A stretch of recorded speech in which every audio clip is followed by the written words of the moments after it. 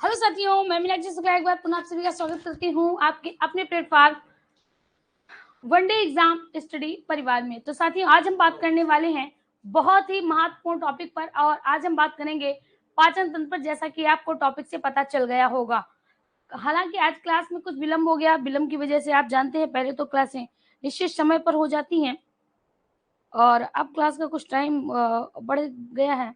चलिए, खैर कोई बात नहीं। कई साथी हमारे आ चुके हैं, तो शुरू करते हैं अपनी आज की क्लास। मेरे साथी, जैसे आपने नाम सुना पाचन तंत्र, तो आपके दिमाग में एक फिगर बना होगा कि पाचन तंत्र कैसा होगा, पाचन तंत्र में क्या होगा क्या नहीं होगा, है ना। इस तरह के कुछ आपके क्वेश्चंस आपके माइंड में चले होंगे, कुछ इमेज आए होंगे। तो यहाँ पर हम बात करेंगे पाचन तंत्र पर। सबसे पहले हम पाचन तंत्र की बात करें तो देखिएगा, एक छोटी सी बात याद रखिएगा कि जब हम अगर बात करते हैं भोजन की, तो जब हम भोजन को लेते हैं तो हम भोजन को अपने अंदर ले जाते हैं, अंतर्ग्रहण करते हैं। और जब भोजन हमारे मुख के अंदर चला जाता है, यानी मुख में हम ले जाते हैं, जब मुख के अंदर जाता है तो यहाँ से उसका शुरू होता है पाचन। तो सबसे पहले हमने क्या किया, अंतर्ग्रहण किया। जब हम अंदर ले गए तो उसका क्या हुआ, पाचन हुआ। पाचन के बाद साथियों, जब वो पाचन हो जाएगा उसका, तो उसमें जितने भी पोषक पदार्थ हैं वो निकाले जाएंगे। क्या करे जाएंगे, निकाले जाएंगे। तो उसको हम क्या कहेंगे, अवशोषण कहते हैं। जब वह अवशोषित कर लिए जाएंगे, फिर इसको ब्लड में मिलाया जाएगा, जिसको हम क्या कहेंगे, स्वांगीकरण कहेंगे। क्या कहेंगे, स्वांगीकरण कहेंगे। अब इस स्वांगीकरण के बाद जो कुछ अवशिष्ट पदार्थ होंगे, जो खराब पदार्थ बचा होगा, उसको हम निकाल देंगे, यानी उसका हम क्या कर देंगे, मल के रूप में त्याग कर देंगे। तो यहाँ पर क्या हो जाएगा, मल त्याग हो जाएगा। तो याद रखिए, जो हम भोजन लेते हैं वो 5 चरणों में, वो प्रक्रिया 5 चरणों में चलती है। भोजन लेने की प्रक्रिया के बाद 5 चरण चलते हैं: अंतर्ग्रहण, पाचन, पाचन, अवशोषण, स्वांगीकरण और मल त्याग। क्लियर। अब देखिएगा, अब हम बात करते हैं कि पोषण, जो हमारी पाचन की क्रिया होती है वो कहाँ से शुरू होती है। तो पाचन की क्रिया मेरे साथियों मुख से शुरू हो जाती है।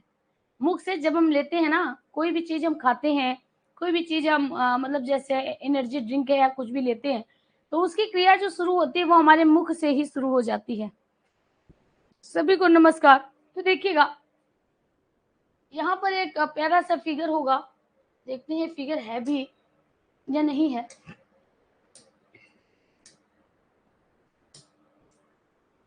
तो यहाँ पर मेरे साथियों देखते हैं,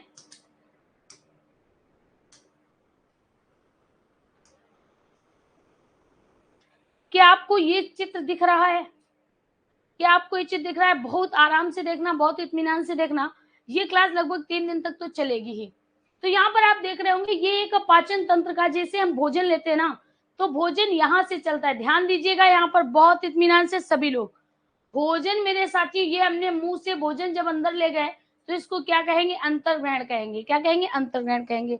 तो मुख से ले गए तो सबसे पहले जो अंग आएगा वह आएगा मुख। कौन सा अंग आएगा, सबसे पहले जो अंग आएगा वह है मुख। मुख में मुख गुहा, ठीक है। फिर ये जो नली है ना, ये जो नली, इसको हम क्या कहते हैं, ग्रास नली कहते हैं। क्या कहते हैं, ग्रास नली कहते हैं। अब ग्रास नली जो भोजन लेकर आती है, आप यहाँ पर देख रहे होंगे, इसमें दिखाई दे रही है ये रचना, ये रचना दिखाई दे रही है। इसको क्या कहते हैं, इसको मेरे साथियों कहते हैं आमाशय। कहाँ पर आती है, आमाशय में आती है। आमाशय के बाद मेरे साथियों भोजन कहाँ जाता है, आप देख रहे होंगे ये छोटी आंत में चला जाता है, यानी इसके बाद भोजन जाता है छोटी आंत में। और छोटी आंत के बाद मेरे साथियों भोजन कहाँ जाता है, बड़ी आंत में, बड़ी आंत में। और बड़ी आंत में रहने के बाद ये भोजन यहाँ से, ये देख रहे हो ना, यहाँ से बाहर निकाल दिया जाता है। ये क्या है, गुदा द्वार है, और यहीं से मल के रूप में भोजन बाहर निकाल दिया जाता है। तो भोजन कहाँ से कहाँ तक रहा, भोजन को सबसे पहले हमने मुख में लिया। मुख से ये जो नली होती है इसको इसोफेगस कहते हैं, है ना। यहाँ पर भोजन रहा, और सबसे पहले जिस अंग में गया वह आमाशय था। सबसे पहले जिस अंग में गया वह क्या था, आमाशय में गया, ठीक है। आमाशय के बाद भोजन छोटी आंत में जाता है और भोजन बड़ी आंत में जाता है। भोजन सबसे अधिक समय तक कहाँ रहता है, भोजन सबसे अधिक समय तक आमाशय में रहता है, और यहाँ पर भोजन को मिलता है, भोजन मिल जाता है HCl से, जो कि उसको सड़ने से बचाता है, जो कि उसको क्या करेगा, सड़ने से बचाता है। जो कि क्या करेगा, सड़ने से बचाएगा। और यहाँ पर भोजन बहुत महीन महीन हो जाएगा, मतलब लुगदी बन जाता है। जैसे नहीं आप कहते हो कि घास को पीट पीट कर लुगदी बनाई जाती है, लुगदी मतलब बहुत कह सकते हैं बहुत महीन कर दिया जाता है। तो यहाँ पर हम क्या कह सकते हैं, यहाँ पर क्या बनती है, भोजन की लुगदी बना दी जाती है। और इस लुगदी को क्या कहा जाता है, कायम कहा जाता है। यानी अगर पूछा जाए कि भोजन लुगदी के रूप में कहाँ पर बदल जाता है, तो याद रखिए भोजन लुगदी के रूप में आमाशय में बदल जाता है, जिस भोजन को हम कायम कहते हैं। उस भोजन को हम क्या कहते हैं, उस भोजन को मेरे साथियों कायम कहा जाता है। क्लियर, कायम कहते हैं। फिर भोजन आता है छोटी आंत में। अब छोटी आंत आपको दिख रही होगी, छोटी आंत नाम की छोटी आंत होती है, यानी उसका आकार छोटा होता है, आकार छोटा होता है, बहुत पतली होती है, लेकिन बहुत ही ज्यादा लंबी होती है। ठीक है, जबकि बड़ी आंत आप देख रहे हो, बड़ी आंत चौड़ी ज्यादा होती है, लेकिन ये सिर्फ यहां से लेकर यहां से लेकर यहां से यहां तक ही होती है। ठीक, अब आपको ये संरचना दिखाई दे रही होगी, ये भाग दिखाई दे रही होगी, बड़ी बड़ी आंत से लगा हुआ ये भाग आपको दिखाई दे रहा होगा। इसको क्या कहते हैं, इसको कहते हैं परिशोषिका। इसी को मेरे साथियों कहा जाता है अपेंडिक्स। क्या कहते हैं, अपेंडिक्स कहते हैं। इसी को कहा जाता है बर्मी फॉर अपेंडिक्स। बर्मी फॉर अपेंडिक्स, बर्मी फॉर अपेंडिक्स का मतलब क्या होता है, क्रमी रूप परिशेषिका। इसको कहते हैं क्रमी रूप परिशेषिका। क्रमी रूप परिशोषिका इसी को कहा जाता है। इसको क्या कहते हैं, क्रमी रूप परिशोषिका कहा जाता है। तो याद रखिएगा, अगर आपसे पूछा जाए कि अवशेषी अंग के रूप में कौन सा अंग कार्य करता है, या पाचन अंग का कौन सा अंग अवशेषी है, तो याद रखिए अपेंडिक्स है, जिसको हम परिशोषिका कहते हैं। क्लियर। अब यहाँ पर हम एक एक के विषय में बात करेंगे और धीरे धीरे हम सबकी सभी की ओर चलेंगे। तो सबसे पहले हम बात करेंगे मुख को लेकर। देखिएगा सभी लोग, यहाँ पर हम किसकी बात करने वाले हैं, मुख की बात करेंगे। ध्यान से सुनिएगा। तो मेरे साथियों, जब हमने मुख की बात की, सिर्फ हमने मुख की बात की, हाँ,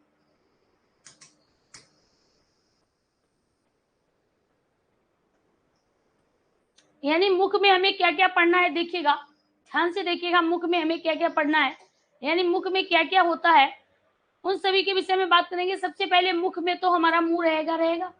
सबसे पहले तालू, जिह्वा, जीभ और दांत, यानी इसी में हमें दांतों को पढ़ना है, इसी में मेरे साथियों जीभ को पढ़ना है, और इसी में हमें लार ग्रंथियों के विषय में पढ़ना है, इसी में लार ग्रंथियों के विषय में भी पढ़ना है। क्लियर। तो ये सभी किसमें आ जाते हैं, मुख में आ जाते हैं। ठीक, और मुख में देखिएगा यहाँ पर लिखा है कर्णपूर्व आवचिकी अधोजिह्वा। ठीक है, आगे देखिएगा। इसके बाद साथियों हम बात करेंगे यकृत पर, पित्ताशय पर, मूल पित्त वाहिनी पर, क्षुद्रांत के पार्ट, ग्रहणी, क्षुद्रांत और अग्र क्षुद्रांत। ठीक है, आमाशय, अग्नाशय, अग्नाशयी वाहिनी, बृहदांत, अनुप्रस्थ, उंडुक, अवरोही बृहदांत, अवग्रह रूपी बृहदांत और मलाशय। इसके बाद गुदा, ये परिशिष्ट है, यानी बचा हुआ भाग है। अब आप सभी लोग ध्यान दीजिएगा, सबसे पहले हम बात करते हैं मुख पर। सबसे पहले हम बात किस पर करेंगे, मुख पर बात करेंगे। अब जब हम भोजन लेते हैं तो भोजन में कौन कौन से अंग हमारे महत्वपूर्ण भूमिका निभाते हैं। तो सबसे पहले आती है जीभ। जीभ के बाद दांत, जीभ है, ठीक है, जीभ जो कि हमें स्वाद का एहसास कराती है। फिर मेरे साथियों आते हैं दांत। दांत कितने प्रकार के होते हैं, क्या होते हैं। फिर इसके बाद तीसरा आती है लार ग्रंथियां। लार ग्रंथियां, क्लियर। तो सबसे पहले हम यहाँ पर बात करने वाले हैं जीभ पर। किस पर बात करेंगे, जीभ पर बात करेंगे। सभी साथी हमारे हेडिंग डाल लीजिएगा, पाचन।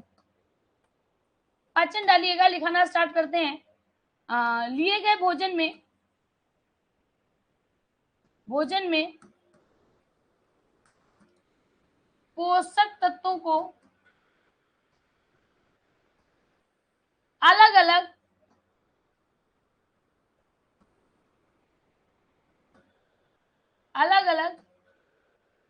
करने की प्रक्रिया में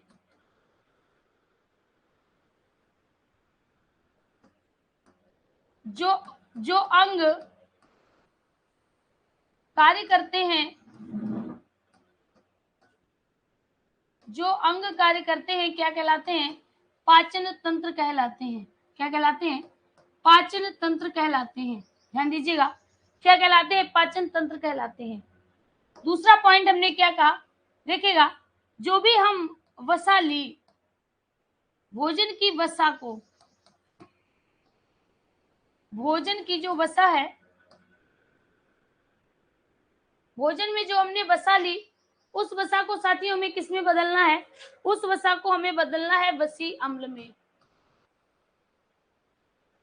किस में? वसी अम्ल में।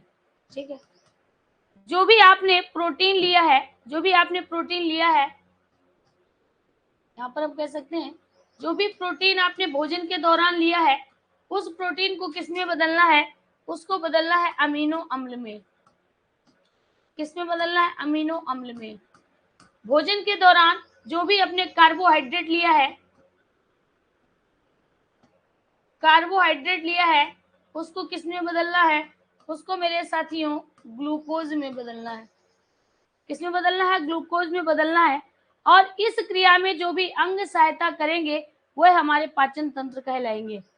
इस कार्य में जो भी अंग हमारी मदद करेंगे वह क्या कहलाएंगे? पाचन तंत्र कहलाएंगे। अब यहाँ पर, अब अगर हम यहाँ पर बात करें तो जो पोषण होता है या जो पाचन की क्रिया होती है वो 5 चरणों में चलती है। यानी जो भी हमने पोषण में हमने जो भी लिया है वो कितनी तरह चलेगा? 5 तरीकों से चलता है। यानी अगर हम बात करें तो देखिएगा, पोषण स्तर के, पोषण के 5 स्तर होते हैं। कितने होते हैं? 5 स्तर होते हैं। जो भी हमने भोजन लिया वह 5 प्रक्रियाओं में चलेगा। सबसे पहले हम क्या करते हैं? सबसे पहले हम भोजन को अंतर ले गए तो उसको क्या कहते हैं? अंतर ग्रहण कहते हैं। क्या कहेंगे? अंतर ग्रहण कहेंगे। ठीक है, पहले हमने क्या किया? अंतर ग्रहण किया। फिर हमने क्या किया? भोजन को पचाया, तो हम क्या कहेंगे? पाचन किया। क्या किया? पाचन किया। फिर साथियों जब हमने भोजन का पाचन कर लिया तो तीसरी में क्या होता है? जो भी उसमें पदार्थ थे, जो भी उसमें जैसे विटामिन था, जैसे प्रोटीन था, जैसे मिनरल्स थे, तो ये क्या है? ये पोषक पदार्थ है। ये क्या है? पोषक पदार्थ है। तो इन पोषक पदार्थों का क्या होगा? अवशोषण होगा। यानी अंगों के द्वारा उन पोषक पदार्थों को भोजन से निकाला जाएगा। तो यहाँ पर क्या होगा? अवशोषण होगा। क्या होगा? अवशोषण होगा। और अवशोषण के बाद इनको ब्लड में मिलाया जाएगा। यानी ब्लड ही तो होगा जो इनको हमारी बॉडी तक पहुंचाता है, अलग अलग अंगों तक पहुंचाता है, तो उसको क्या कहेंगे? स्वांगीकारक कहेंगे। और 5वां बचा हुआ अवशिष्ट पदार्थ शरीर से बाहर निकाल दिया जाएगा, क्योंकि ये विषैला पदार्थ होता है, तो क्या कहता है? मल त्याग कहता है। क्या कहता है? मल त्याग कहता है। आगे हम बात करते हैं, अगर आपसे पूछा जाए कि पाचन में कौन कौन से अंग, पाचन की क्रिया में कौन कौन से अंग मुख्य रूप से इन्वॉल्व रहते हैं या जुड़े होते हैं, तो देखिएगा, पाचन तंत्र के अंग, पाचन तंत्र के मुख्य अंग, पाचन तंत्र के मुख्य अंग क्या है? सभी लोग फटाफट बताइएगा। अभी हमने आपको बताए थे पाचन तंत्र के मुख्य अंग। तो सबसे पहले मेरे साथियों मुख होता है। मुख होता है, इसी मुख में दांत आ जाते हैं, इसी मुख में जीभ आ जाती है, इसी मुख में आपकी लाल ग्रंथियां आ जाती हैं। ठीक है, दूसरा साथियों आता है ग्रास नली। क्या होता है? ग्रास नली। ग्रास नली कहाँ है? यहां से लेकर और आमाशय तक जो भोजन जाता है वो ग्रास नली के माध्यम से ही जाता है। यानी हम कह सकते हैं, ध्यान से देखिएगा, ये जो नली है ना, ये वाली, ये आप देख रहे हो, ये वाली नली दिखाई दे रही है, इसको क्या कहते हैं? ग्रास नली कहते हैं। क्या कहते हैं? ग्रास नली कहते हैं। तो याद रखिएगा, दूसरा क्या है? ग्रास नली। अब ग्रास नली के बाद भोजन कहाँ पर लाया गया? आमाशय में लाया गया। कहाँ लाया गया? आमाशय में लाया गया। देखिएगा, आप आगे आपको दिखाते हैं, इसको थोड़ा छोटा कर लेते हैं, दिखाई दिया? अब भोजन कहाँ आ गया? आमाशय में आ गया। सभी को दिखाई दे रहा होगा, ये आमाशय है, ये आमाशय है। ठीक है, अब देखिएगा, तो हमने क्या कहा? हमने कहा इसके बाद भोजन कहाँ आता है, आमाशय में आता है। आमाशय के बाद भोजन कहाँ जाता है, छोटी आंत में जाता है, छोटी आंत में जाता है। और छोटी आंत के बाद मेरे साथियों कहाँ चला जाता है, बड़ी आंत में चला जाता है। कहाँ पर चला जाता है, बड़ी आंत में चला जाता है। तो याद रखिएगा कितने पॉइंट है, 5 पॉइंट है। मुख, ग्रास नली, आमाशय, छोटी आंत और बड़ी आंत। ठीक। अब यहाँ पर हम सबसे पहले बात करते हैं मुख की। किसकी बात करते हैं, मुख की बात करते हैं। किसकी बात करेंगे, मुख की बात करेंगे। देखिएगा अगर आपसे पूछा जाए कि जो मुख है, मुख से क्या किया जाता है, तो मुख से भोजन का अंतर ग्रहण किया जाता है। यानी मुख ही हमारे पाचन अंग का वह भाग है जहां से भोजन अंदर जाता है। तो क्या हमें मुख में हमें क्या याद रखना है कि यहाँ से भोजन का अंतर ग्रहण किया जाता है, यहाँ से भोजन का अंतर ग्रहण किया जाता है, अंतर ग्रहण किया जाता है, यानी अंदर ले जाया जाता है। क्लियर। अब जो भोजन जब अंदर जाएगा तो अगर पूछा जाए मुख में किसका पाचन होता है, तो याद रखिएगा साथियों मुख में कार्बोहाइड्रेट का पाचन होता है। मुख से सिर्फ और सिर्फ कार्बोहाइड्रेट का पाचन होता है। कार्बोहाइड्रेट का पाचन कहाँ होता है, मुख में होता है। अब मुख में हमें किसको याद रखना है, सबसे पहले साथियों में बात याद रखनी है जीभ की, दूसरी हमें बात याद रखनी है दांत की, और तीसरी बात हमें याद रखनी है लार ग्रंथियों की। किसकी, लार ग्रंथियों की, लार ग्रंथियों की। ठीक है। तो सबसे पहले हम बात करते हैं जीभ की। एक हम संरचना ले लेते हैं जीभ की, जिससे कि आप आसानी से समझ सकते हो। देखिएगा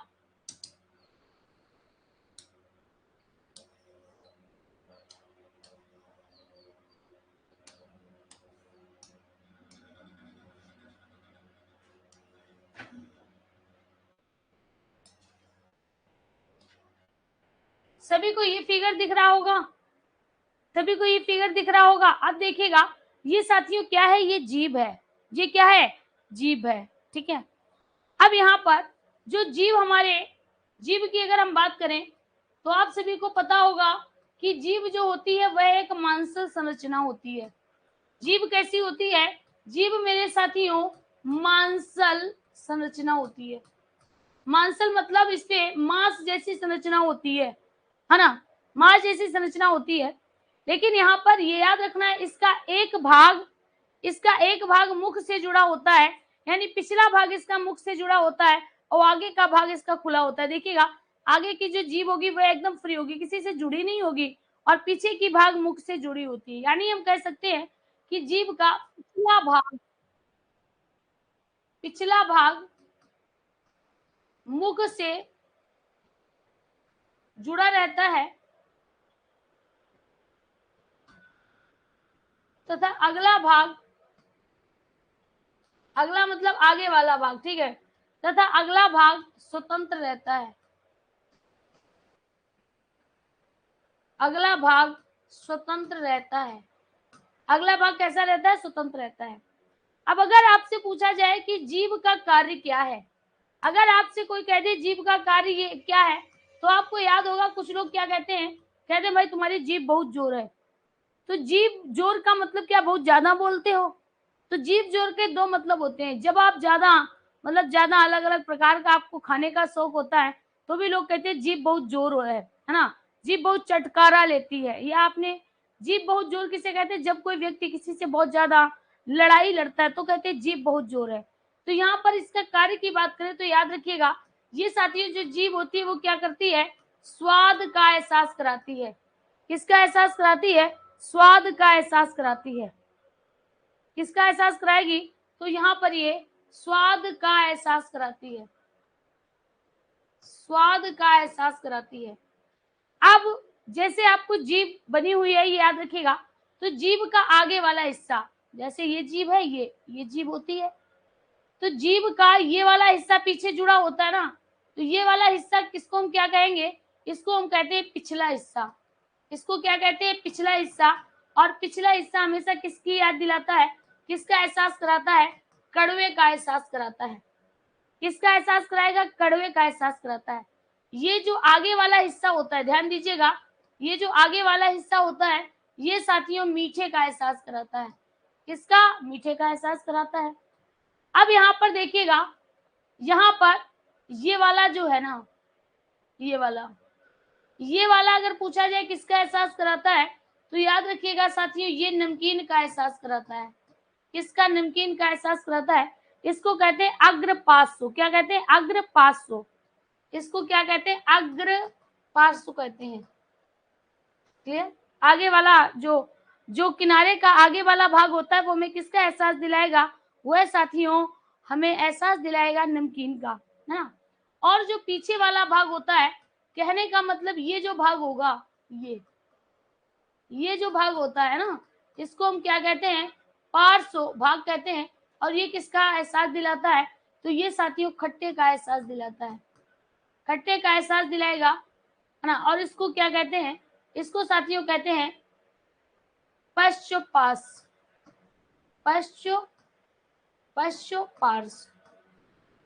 क्लियर?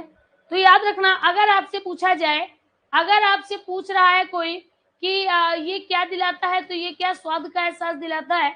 जीभ जो होती है, जीभ किसका एहसास दिलाएगी? स्वाद का एहसास दिलाती है, जिसमें पिछला कड़वे का एहसास दिलाती है, आगे मीठे का एहसास दिलाता है। आगे का जो अग्रपार्श्व भाग है, वह नमकीन का एहसास दिलाता है। और जो पीछे का भाग है वह साथियों पश्चपार्श्व है, जो कि खट्टे का एहसास दिलाता है। स्वाद का एहसास दिलाने के लिए इसमें क्या होती हैं? अनेक स्वाद कलिकाएं होती हैं। अनेक स्वाद कलिकाएं होती हैं, जिसके कारण मेरे साथियों यहाँ पर स्वाद का एहसास होता है ना, कि स्वाद कैसा है, नमकीन है ना, कि मीठा है कि खट्टा है। तो ये साथियों आपके स्वाद का एहसास कराती है। तो जीभ की सारी बातें यहाँ हो गई, जीभ क्या है ना, और इसके कार्य क्या है, ये हमने पूरा आपको समझा दिया। क्लियर? सभी को समझ में आ गया? बबीता, राज, सुजाता, गुड़िया, निधि,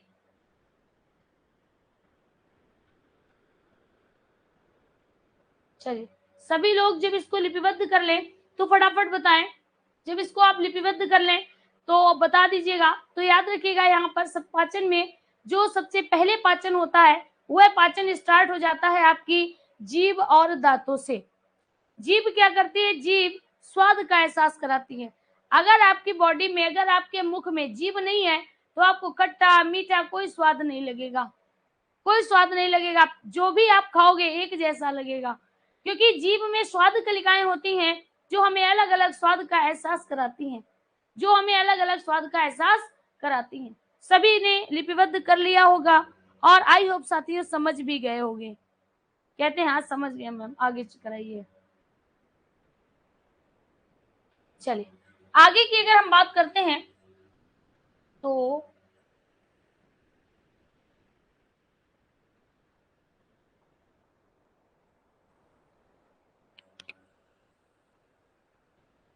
देख लिया। चलिए अब हम साथियों यहाँ पर बात करने वाले हैं दांत पर।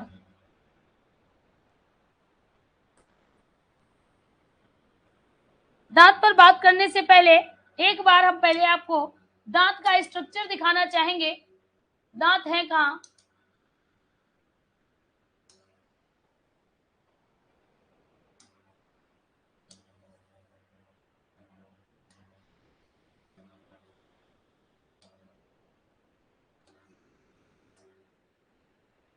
दिखाई दे रहा है आपको सभी को? अब आप पहले मेरी बात सुनिए, इसको लिखने से पहले आप मेरी बात सुन लीजिएगा कि हम आपसे क्या कहना चाह रहे हैं। देखिएगा साथियों, जीवन में, हमारे पूरे जीवन में 2 बार दांत आते हैं। आपके छोटे छोटे बच्चे होंगे, आपने देखा होगा बच्चों के जो सबसे पहले दांत निकलते हैं वह होते हैं दूध के दांत। आप कहते हो जीवन में 2 बार दांत निकलते हैं, एक तो होते हैं दूध के दांत और एक दूध के दांत टूटने के बाद जो दांत आते हैं वो होते हैं। तो जो आप जिनको दूध के दांत कहते हो वो क्या होते हैं? कुछ समय बाद निकल जाते हैं, टूट जाते हैं, है ना, गिर जाते हैं। तो इनको हम क्या कहते हैं? उनको हम कहते हैं अस्थायी दांत। क्या कहते हैं? अस्थायी दांत कहते हैं। और इन्हीं को मेरे साथियों दूध के दांत कहा जाता है। दूध के दांत कहा जाता है। इनकी संख्या कितनी होती है? इनकी संख्या 20 होती है। इनकी संख्या कितनी होती है? 20 होती है। याद रखिए, अगर आपसे पूछा जाए बच्चों में कौन से दांत नहीं होते हैं, तो बच्चों में मेरे साथियों अग्रचवर्णक नहीं होते हैं। बच्चों में अग्रचवर्णक नहीं होते। 3 प्रकार के होते हैं, कृंतक, रदनक और चवर्णक। कृंतक, रदनक और चवर्णक। अब आगे देखिएगा, दूसरे मेरे साथियों ऐसे दांत होते हैं जो स्थायी दांत होते हैं। क्या होते हैं? स्थायी दांत होते हैं, और ये अगर एक बार गिर जाते हैं तो जीवन में दोबारा फिर नहीं आते हैं, है ना। फिर हमको दूसरे दांत लगवाने ही पड़ते हैं, और इनकी संख्या कितनी होती है? 32 होती है। कितनी होती है? 32 होती है। यानी जीवन में 2 बार दांत निकलते हैं, जीवन में 2 बार दांत निकलते हैं, है ना। एक तो बाल्यावस्था में जो आप आपके आते हैं, है ना। बाल्यावस्था तो हम नहीं कह सकते, शैशवावस्था कह सकते हैं, कि एक तो शैशवावस्था में आते हैं और दूसरा आपके बाल्यावस्था के लास्ट में आते हैं। तो वो दांत कैसे होते हैं? वो दांत आपके अस्थाई दांत होते हैं, जो कि मेरे साथियों टूट जाते हैं, और इनकी संख्या 20 होती है। और जो स्थायी दांत होते हैं वो आपके कितने होते हैं? 32 होते हैं। जरूरी नहीं है कि 32 के 32 दांत आपके निकले ही। कहते नहीं है, लोग कहते हैं एक थप्पड़ मारेंगे 32 टूट जाएगी, तो 32 होगी तब तो टूटेगी ना। तो अगर 32 ना होंगे तो नहीं टूटेंगे क्या?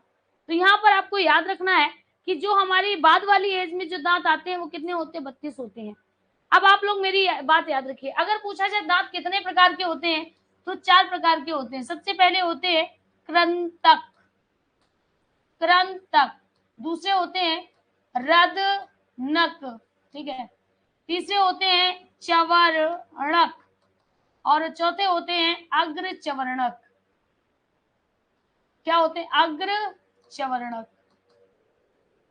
क्या होते हैं? अग्र चवर्णक होते हैं। तो दांत कितने प्रकार के होते हैं? दांत मेरे साथियों 4 प्रकार के होते हैं। सबसे पहले आपके कृंतक, फिर रदनक, फिर अग्र चवर्णक और फिर चवर्णक। अग्र चवर्णक और चवर्णक। सुजाता, अगर आपके 32 नहीं है तो भी आप समझदार नहीं है, अभी आप बच्ची हैं। चलिए यहाँ पर देखो, तो बच्चा जो कृंतक होते हैं ना, कृंतक, कृंतक काटने का कार्य करते हैं। क्या करते हैं? कृंतक काटने का कार्य करते हैं। और जो आपके रदनक होते हैं ना, रदनक, वह चीरने फाड़ने का कार्य करते हैं। ये तो काटेगा, जैसे आप रोटी खाते हो, कभी कभी नहीं आते हैं तो आप दांत से तोड़ देते हो, तोड़ते हो कि नहीं तोड़ते हो? तो जो जो काटने का कार्य होता है, कट करने का कार्य, है ना, वह आपका कृंतक करता है ना। फिर यहाँ पर आता है रदनक। रदनक क्या होता है? चीरने फाड़ने का कार्य करता है। आप कभी कुत्ते को देखिएगा, कुत्ते के जो यहाँ पर दांत होते हैं, यहाँ पर इस साइड में देखना बहुत ज्यादा नुकीले होते हैं, और हम लोगों के जो यहाँ पर दांत होते हैं बहुत ज्यादा नुकीले होते हैं। कभी देखिएगा, कोई अगर आपके पास है तो उससे मुंह खुलवा के देखिएगा, इस साइड के जो दांत होते हैं यहाँ पर, ये बहुत ही ज्यादा नुकीला होता है। और ये क्या करता है? नुकीला होगा तो क्या करेगा? चीरने फाड़ने का कार्य करता है। इसीलिए जो कुत्ता होता है वो हड्डी तक चीर देता है, फाड़ देता है एकदम, क्योंकि उसके ये दांत बहुत नुकीले होते हैं। तो यहाँ पर जो रदनक होता है वो क्या करता है? वह चीरने फाड़ने का कार्य करता है। चवर्णक और अग्र चवर्णक चबाने का कार्य करेंगे। ये चबाने का कार्य और कह सकते हैं पीसने का कार्य करता है। और सॉरी, जो अग्र चवर्णक होते हैं वो चीरने और काटने का कार्य करते हैं। यानी हम कह सकते हैं एक तरह से जो चबाते नहीं है, तो ये चबाते हैं और ये बिल्कुल एकदम लुगदी बना देते हैं। क्लियर? यहां तक आपको बात समझ में आ गई होगी। अब देखिएगा आपको याद कैसे करना है कि दांत कितने क्या होते हैं। हमने आपको कितने बताए? 4 तरह से बता दिए। अब यहाँ पर देखिएगा, एक तो इस तरह से होगा जबड़ा और दूसरी इस तरह से होगा, दोनों तरह से हम आपको बता देते हैं। तो यहाँ पर जो जबड़ा है, ध्यान दीजिएगा, एक ये जबड़ा है और एक ये वाला जबड़ा है, 2 जबड़े होते हैं ना। अब दोनों को मिलाकर 32 होंगे ना, ऐसा थोड़ा ना कि एक ही में 32 होंगे। यानी 16 इसमें होंगे और 16 इसमें होंगे, तब तो 32 हुए। यानी ऊपर वाले में भी 16, नीचे वाले में भी 16, बराबर बराबर होंगे ना। अच्छा, अब देखिएगा यहाँ पर, अब जो जितने दांत हमारे एक साइड में होते हैं उतने दूसरी साइड में होते हैं। यानी कहने का मतलब है, अगर हम आधा आधा भाग कर दें तो 8 दांत इधर होंगे और 8 दांत इधर होंगे, 8 दांत इधर होंगे, 8 दांत इधर होंगे, तभी तो 16 होंगे ना, तभी तो 16 होंगे। अब देखिए, सबसे पहला जो हमारे सामने के दांत होते हैं, ऊपर वाले और नीचे वाले सभी में देखिएगा, सामने के जो दांत होते हैं ये वाले, है ना, ये वाले, तो इनको हम क्या कहते हैं? इनको हम कहते हैं इंसीजर। इंसीजर का मतलब क्या होता है? कृंतक होते हैं। क्या होते हैं? कृंतक होते हैं। ये काटने का कार्य करते हैं, छेनी के जैसे होते हैं, आप देख रहे हो ना। ये छेनी के जैसे होते हैं, धार होती है इनमें, तो ये काटने का कार्य करते हैं। अब ये देखिए, ये दिखाई दे रहा है, ये देखिए। फिर दूसरे नंबर पे आता है मेरे साथियों, ध्यान दीजिएगा, दूसरे नंबर पे आपका क्या आता है, ये वाला देखिएगा कितना नुकीला है ना। तो इसको क्या कहते हैं, इसको मेरे साथियों या तो इधर देख लीजिएगा। दूसरा क्या आता है, कैनाइन आता है। कैनाइन किसे कहते हैं, रदनक को कहते हैं। अब इनकी संख्या कितनी है, 1 और 2, यानी ये संख्या में कितने हैं, 2 है। 2 इधर होंगे तो ही तो 2 इधर होंगे, यानी इनकी संख्या कितनी हो गई, 2। ठीक। अब जो रदनक होता है, रदनक 1 इधर होगा, 1 इधर होगा, तो इसकी संख्या कितनी हो गई, सिर्फ 1 हुई। ठीक है, कितने हो गए, 3 हो गए। अब प्रीमोलर का मतलब होता है अग्रचवर्णक। भैया 2 अग्रचवर्णक हो गए, यानी 1 2, तीसरा ये हो गया। अब 4 और 5 आपके अग्रचवर्णक हो गए, बचे 6 7 8, ये आपके क्या हो गए, ये आपके चवर्णक हो गए। फिर से देखिएगा सभी लोग ध्यान से, हमारे एक तरफ के दांत कितने हैं, एक तरफ के दांत हैं 8। तो सबसे पहले 2 जो है आगे जो है ना वो है कृंतक 2, फिर 1 है रदनक, फिर 2 हैं अग्रचवर्णक, फिर पीछे 3 है वो चवर्णक होते हैं। यानी टोटल इनकी संख्या कितनी होती है, टोटल इनकी संख्या मेरे साथियों 8 होती है। 8 आधे जबड़े में, 8 आधे जबड़े में, एक जबड़ा बन गया, 16 हो गए और 16 ऊपर होते हैं। इस तरह से इनकी संख्या कितनी होती है, 32 होती है। चलिए, तो यहाँ पर लिखना स्टार्ट करिएगा। क्या आपको लिखना है, सबसे पहले आपको लिखना है दांत। फटाफट हेडिंग डालिएगा दांत। बिल्कुल, एक एक चीज पहले समझाएंगे तभी लिखाएंगे। दांत, अगर आपसे पूछा जाए दांत किसके बने होते हैं, तो साथियों याद रखिएगा, दांत कैल्शियम, मैग्नीशियम,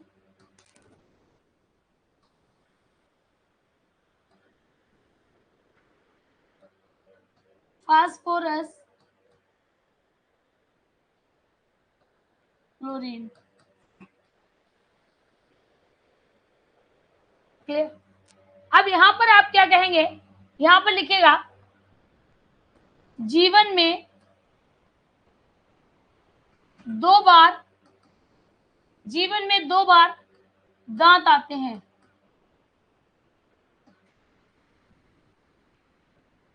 2 बार दांत आते हैं। सबसे पहला अस्थाई दांत,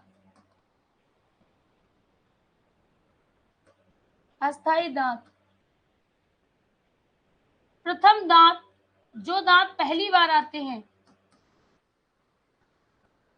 जो दांत प्रथम बार निकलते हैं, उनको क्या कहते हैं, उनको अस्थाई दांत कहते हैं। इनकी संख्या कितनी होती है, इनकी संख्या मेरे साथियों 20 होती है। कितनी होती है, 20 होती है। अगर पूछा जाए कौन से दांत होते नहीं है, तो याद रखिएगा मेरे साथियों, अग्रचवर्णक नहीं होते हैं, अग्रचवर्णक नहीं होते हैं, अग्रचवर्णक नहीं होते हैं। क्लियर।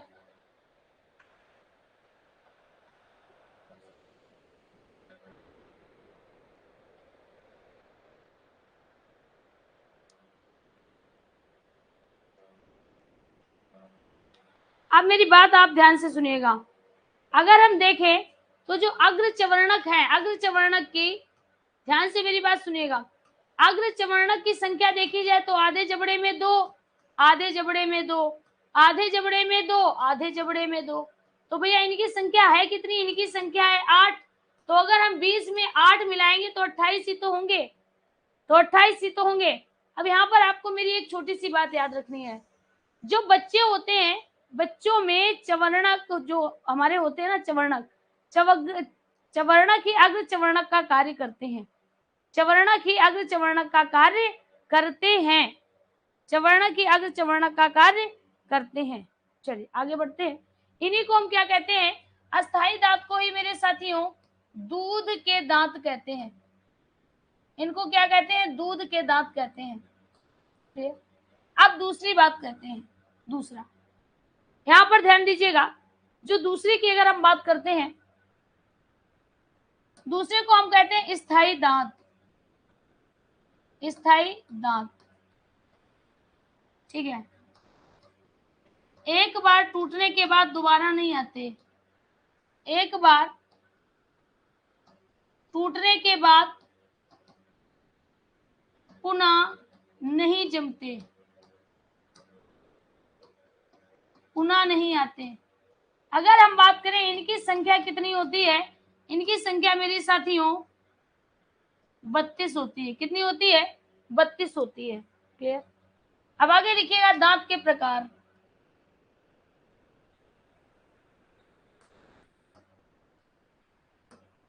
दांत के प्रकार, दांत के प्रकार कितने होते हैं? 4 प्रकार होते हैं। सबसे पहला कृंतक, इनसीजर। इनसीजर किसे कहते हैं? इनसीजर एक तो भाई सीजर किसे कहते हैं? कैंची को भी तो सीजर कहते हैं ना। कैंची क्या करती है? काटने का कार्य करती है। तो याद रखिएगा अगर इंसीजर की संख्या पूछी जाए तो इनकी संख्या कितनी होती है?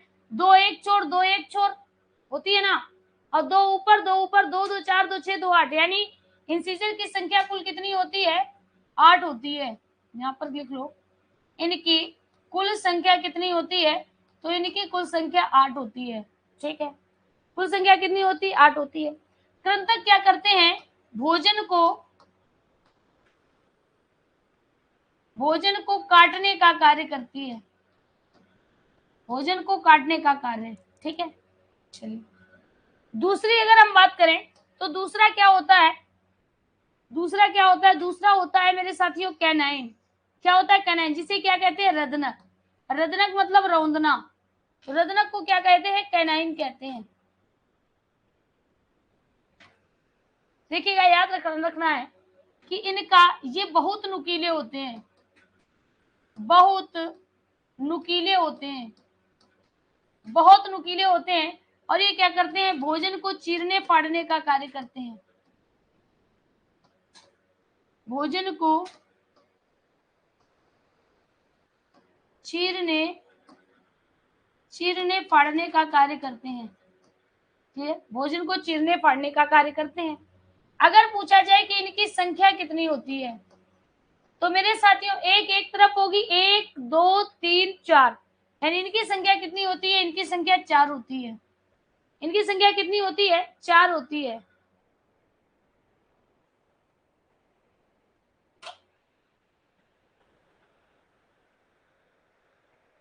इनकी संख्या कितनी होती है? 4 होती है। तीसरा देखिए, रत्नक के बाद क्या आता है? तीसरे नंबर पर आपका आता है अग्रचवर्णक। क्या आता है? अग्रचवर्णक। अग्रचवर्णक, अग्रचवर्णक को क्या कहते हैं? इन्हीं को मेरे साथियों कहा जाता है प्रीमोलर। क्या कहते हैं? प्रीमोलर कहते हैं। अब ये प्रीमोलर है, यानी ये क्या करते हैं? भोजन को काटने चीरने फाड़ने सभी का कार्य करते हैं। भोजन को काटने और पीसने का कार्य, भोजन को काटने और पीसने का कार्य। अब जितनी संख्या ऊपर इन सीजर की थी इतनी संख्या इनकी ही होगी, यानी अगर पूछा जाए इनकी संख्या कितनी होती है तो मेरी साथियों इनकी भी संख्या 8 होती है। 8 8 16 4, 8 8 16 4 20। ठीक है, ठीक है, समझ आ गया? चलिए आगे बढ़ते हैं। अगला, अब जो हमारा चौथा पॉइंट आता है, ध्यान दीजिएगा, उसको हम क्या कहते हैं? इसको हम कहते हैं चवर्णक। चवर्णक, चवर्णक में ही आपका क्या आता है? इन्हीं में आती है अकल की दांत। क्या आती है? अकल दांड, अकल के दांत, जिनको हम क्या कहते हैं? अकल के दांत कहते हैं। जो सबसे पिछले वाले होते हैं ना वही होते हैं अकल के दांत। कहते नहीं है कि अभी तो तुम्हारे अकल के दांत नहीं आए, यानी जो चवर्णक होता है, चवर्णक को हम क्या कहते हैं? मोलर कहते हैं। क्या कहते हैं? मोलर कहते हैं। अब यहाँ पर देखिएगा ये क्या करते हैं? भोजन को महीन करते हैं, भोजन को बहुत महीन करते हैं। पहले के लोग क्या करते थे? जब भोजन खाते थे, ध्यान दीजिएगा, पहले के लोग जब भोजन खाते थे तो भोजन को खाते समय वो ये विशेष ध्यान देते थे, ध्यान दीजिएगा, भोजन को खाते समय वो विशेष ध्यान देते थे और भोजन को खूब चबा चबा कर खाते थे। लेकिन आजकल का जो हमारा आधुनिक मानव है वह कमाने में इतना बिजी हो गया कि वह कमाता तो बहुत ज्यादा है बट अपनी सेहत पर ध्यान नहीं देता। उसके जीवन में सिर्फ और सिर्फ पैसा ही उपयोगी है, सेहत क्या है, सेहत तो दोबारा आ जाएगी, ऐसा सोचना है। लेकिन ये बिल्कुल गलत है। पहले इंसान को अपनी सेहत के बारे में सोचना चाहिए भाई, अगर वो रहेगा तो ही तो कमाएगा, नहीं तो कमाकर किसको दे जाएगा। तो यहाँ पर देखिएगा, कहते हैं आजकल के मनुष्य क्या करते हैं, उल्टा सीधा खा लिया, भोजन का भूख लगी है ना, और कमाने में इतने अंधे हैं कि खाना नहीं खा रहे, समोसा खा के ही काम चला रहे हैं। ठीक है, और लो भाई, पूर्वी के अभी दांत ही नहीं है, पूर्वी तो तुम्हारे दांत आएंगे नहीं बिटिया, फिर तुम वो वाला इंतजाम करो, है ना, जो लगवाए जाते हैं वो वाले। चलिए, ये क्या करते हैं, भोजन को बहुत महीन करते हैं। अगर पूछा जाए इनकी संख्या कितनी है, तो इनकी संख्या कितनी है, चलिए आइए फिर से बनाते हैं एक चित्र इस तरह से। तो यहां से हम क्या करते हैं, ये सामने के जो दांत थे 1 2 3 और 4, है ना, ये हमारे क्या थे, ये जो चारों थे ये थे कृंतक। क्या थे, कृंतक थे। ध्यान दीजिएगा सभी लोग, जब तक आप चीजों को नहीं बनाएंगे चीजें नहीं आएंगी। फिर साथियों, जो यहाँ पर दूसरे दांत थे इनको हम क्या कहते थे, ये थे रदनक। ये क्या थे, रदनक थे। ठीक, फिर रदनक के बाद साथियों क्या थे, फिर रदनक के बाद इस तरह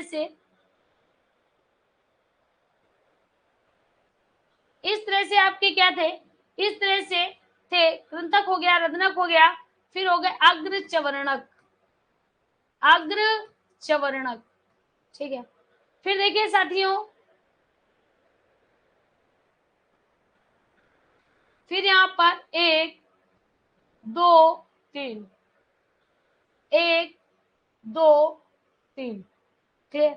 यानी यहाँ पर अगर देखा जाए, ध्यान दीजिएगा, ये जो होते हैं ना, ये हमारे क्या होते हैं, ये होते हैं चवर्णक।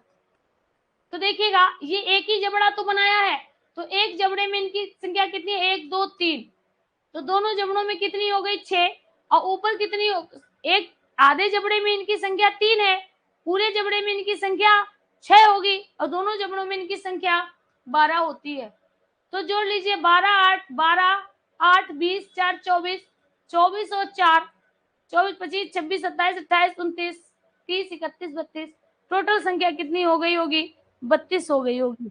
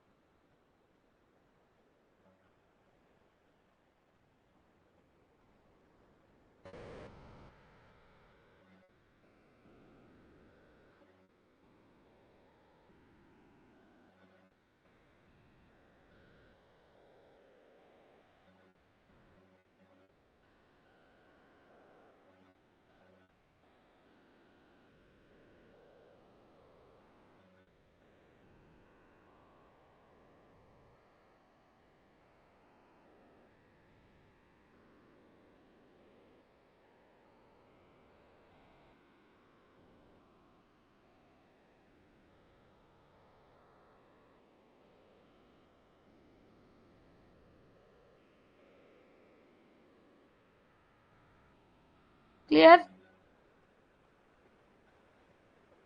अब देखिएगा, जो बच्चों के साथ दिक्कत थी वो क्या थी, बच्चों के ये अग्र चवर्णक नहीं होते थे, बच्चों के अग्र चवर्णक नहीं होते थे, और ये जो पीछे वाली ये वाली जो होती है ना, ये होती है आपकी बुद्धि की दांत।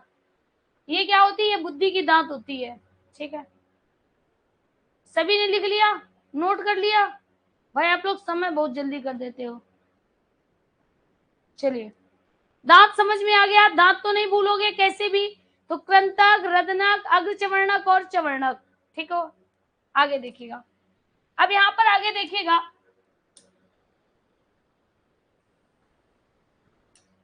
अगला है दांत के भाग, है ना। अगला क्या है, अगला है मेरे साथियों दांत के भाग। सभी लोग देखिएगा, इस तरह से दांत होते हैं, इस तरह से आपका दांत होता है। सभी लोग थोड़ा ध्यान दीजिएगा, दांत मेरे साथियों ऐसे होते हैं। दांत के भाग, दांत के कितने भाग होते हैं, तो दांत के 3 भाग होते हैं। सबसे ऊपर आपका जो होता है वह होता है शिखर, सबसे पहले जो होता है वह क्या होता है, शिखर होता है। दूसरा क्या होता है, दूसरा मेरे साथियों गर्दन होता है, जिसको हम क्या कहते हैं, ग्रीवा कहते हैं। और तीसरा जो होता है वह क्या होता है, जड़ होता है। तीसरा क्या होता है, जड़ होता है। तीसरा क्या होता है, जड़ होता है। ठीक है, आप देख रहे हो ये इनेमल है, दिखाई दे रहा है ना इनेमल।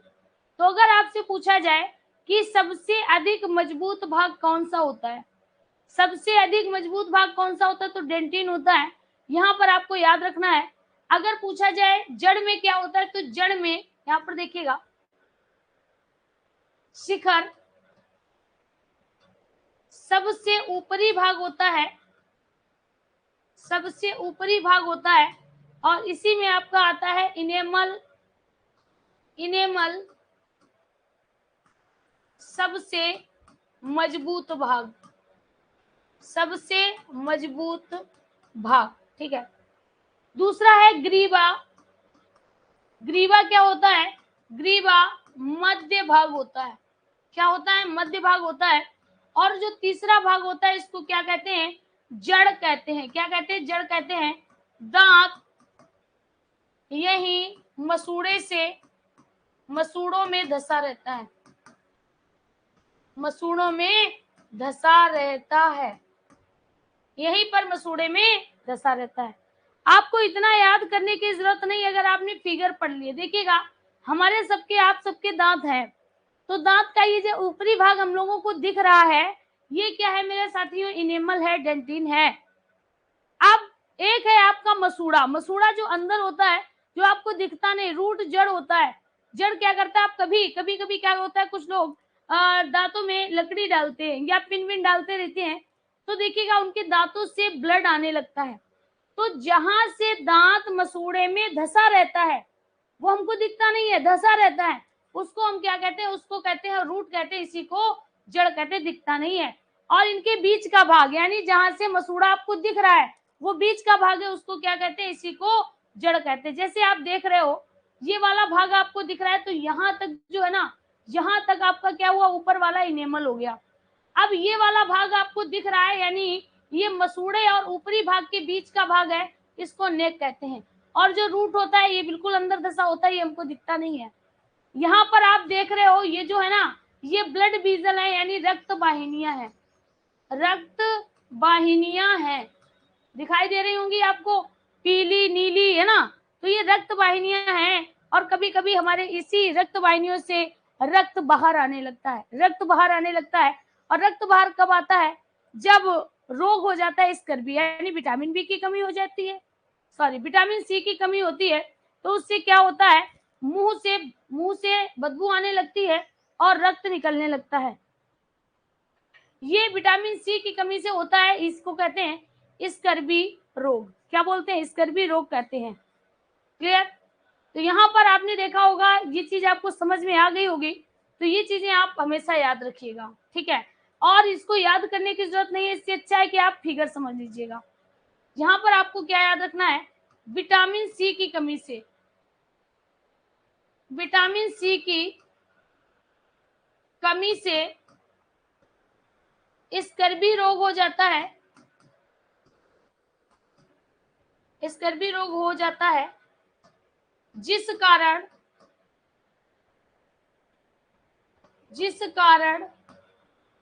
मुख से दुर्गंध व ब्लड आने लगता है, ब्लड आने लगता है। ठीक है, लिख लीजिए आप सभी लोग। तो मेरे प्यारे साथियों, आज की क्लास आपको कैसी लगी, फटाफट बताइएगा।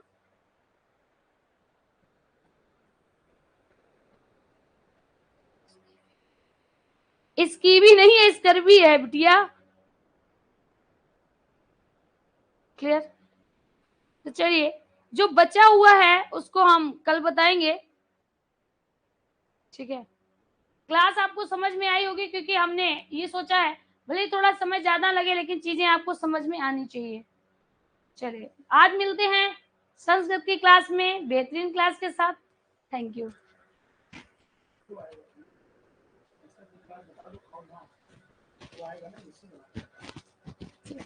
हो सकता है कि संस्कृत की क्लास ना हो पाए, जैसा होगा वैसा आपको, अगर क्लास होगी पहले से तो बता दी जाएगी, मतलब लगेगी, अगर नहीं हो पाएगी तो फिर कोई बात ही नहीं।